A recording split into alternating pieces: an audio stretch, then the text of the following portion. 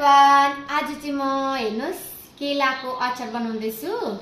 केलाको अचार चाहिँ अस्ति मैले नेपालमा खाएको थिएँ कि एकदमै मिठो हुँदो रहेछ। अन्त आज चाहिँ म चाहिँ केलाको अचार बनाउँदैछु। कस्तो लाग्छ तपाईहरुलाई मेरो रेसिपी हेरिदिनुस्, अन्त कमेन्ट लाइक शेयर गरिदिनुस् ल। आउनुहोस् बनाऊ। केलालाई चाहिँ हामी हल्का यसरी छिल्ने, एकदम पत्ता पत्ता छिल्नुपर्छ नि त केलालाई चाहिँ। यसरी छिल्ने कि तपाईहरुले यसरी छुरीले हातले पनि निकाल्न सक्नुहुन्छ। यस्तो यस्तो गरेर हल्का बाहिरको बोक्रालाई निकाल्नु पर्ने रहेछ। हेर्नुस् यसरी यो चाहिँ केलालाई चाहिँ छिलेर एकदम रेडी गरेको छु। अब यसलाई चाहिँ मसिनो गरेर काट्ने आफ्नो इच्छाले म चाहिँ यत्रो यत्रो गरेर पिस पिस काट्दैछु केलालाई चाहिँ। हेर्नुस् मैले हल्दी पानीलाई चाहिँ बोइल गरेर राखेको थिएँ। अब एकछिन हल्दी पानी नुनमा चाहिँ केलालाई चाहिँ 10 मिनेटसम्म मजाले उमाल्ने। मैले चाहिँ यसलाई 10 मिनेटसम्म पकाएँ। केला चाहिँ पाकिसकेको छ। अब यसलाई चाहिँ मजाले यसरी निकाल्ने।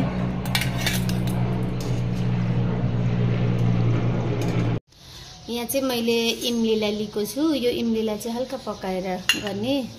यहाँ चाहिँ मैले हरियो खोर्सानीलाई लिएको छु। यहाँ चाहिँ मैले धनियालाई लिएको छु। अनि यहाँ चाहिँ अलिकति अदुवा र लसुनलाई लिएको छु। अनि यहाँ प्याज काटेर राखेको छु। अब केला चाहिँ निकालेर रेडी भएको छ सेलाएर। अब यसलाई चाहिँ काट्ने। इमलीलाई चाहिँ अलिकति अब पानी हालेर चाहिँ पकाउने। यसलाई चाहिँ यहाँ चाहिँ मैले भुटेको तिललाई पनि लिएको छु, आलस र तिल मिलाएर। इमलीलाई चाहिँ अब मजाले पकाउने। यसको रस फुटाउनुपर्छ इमलीको। केरालाई चाहिँ मैले मसिनो गरेर काटेको छु। तपाईहरुलाई जस्तो स्टाइलको मनपर्छ त्यस्तै स्टाइलको काट्न सक्नुहुन्छ। हेर्नुस् मैले चाहिँ यस्तो काटेको छु। हेर्नुस् मैले चाहिँ काटेर राखिसकेको छु केलालाई चाहिँ मजाले। अब म चाहिँ यहाँ माथिबाट प्याज काटेको हालिदिँदैछु। मसिनो गरेर काटेर मैले यसमाथि अब खोर्सानी पनि काटेर हालिदिएको छु। यहाँ मैले अघि नै पेन गरम गरेको थिएँ। यसमा चाहिँ तोरीको तेल हाल्ने। यसरी तेल तातिसकेको छ। अब म यसमा 1 चम्चा जति चाहिँ मेथीको दाना फुराइदिन्छु। मेथी गरम भयो, ग्यासलाई बन्द गरिदिएँ मैले। अब यसमा चाहिँ हल्दी हालिदिने। फेरि मैले काटेको अदुवा लसुनलाई पनि हालिदिएँ। यो चाहिँ यसलाई जानिदिने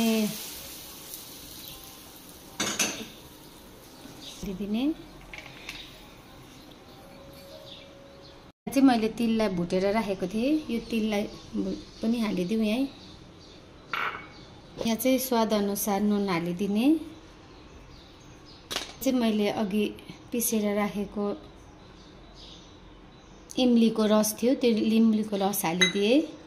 अब यसलाई चाहिँ मजाले मोल्नुपर्छ यसरी। हेर्नुहोस् मोलेपछि चाहिँ केलाको अचार चाहिँ रेडी हुन्छ। हेर्नुहोस् केलाको अचार चाहिँ एकदमै खानाको साथ, रोटीको साथ खानुको लागि चाहिँ तयारी छ। केलाको अचार चाहिँ रेडी छ। तपाईहरु पनि बनाएर खानुहोस्। कस्तो लाग्यो मेरो रेसिपी लाइक गरिदिनुहोस्, कमेन्ट गरिदिनुहोस्, शेयर गरिदिनुहोस् ल। बाइ।